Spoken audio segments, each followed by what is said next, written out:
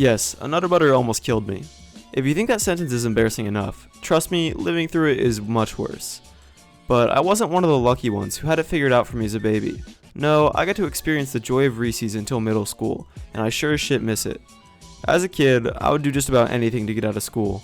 I was the type to show up in the nurse's office with a mysterious stomach ache every few weeks, trying to dodge whatever we were doing. Unfortunately, my mom quickly figured out my master plan, and warned me I'd get in trouble for going to the nurse unless it was for something serious. The day after this lecture, I opened up my lunchbox to find Nutter Butters. About 20 minutes later, I suddenly became the itchiest person alive. My legs were itching like crazy, and then my hand joined in. When I eventually looked down at my hand, it looked like a tomato with little nubs sticking out. Clearly, I lacked survival instincts because I just sat there thinking, wow, my hand is really itchy, weird. I went to the bathroom to cool it off with water, but that didn't help.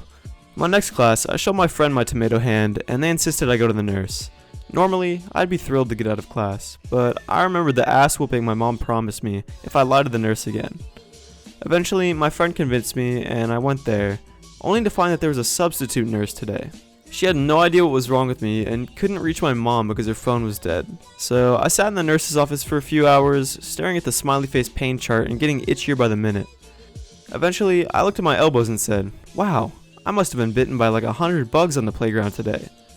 In hindsight, I must have been the stupidest fucking kid alive. While I thought these hives were funny little bug bites, the substitute had a light bulb moment and called in another nurse from a nearby school. As soon as the other nurse saw a 4-foot-tall bright red kid sitting in the chair, she whipped out the Benadryl. I remember taking it and saying, wow, my tongue feels kinda weird. That's when all hell broke loose.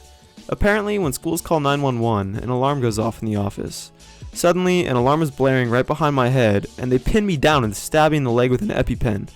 I started freaking the fuck out, but eventually they calmed me down, and then the paramedics arrived. The best part was that after all the time it took the substitute to figure out what was wrong with me, the day had come to an end.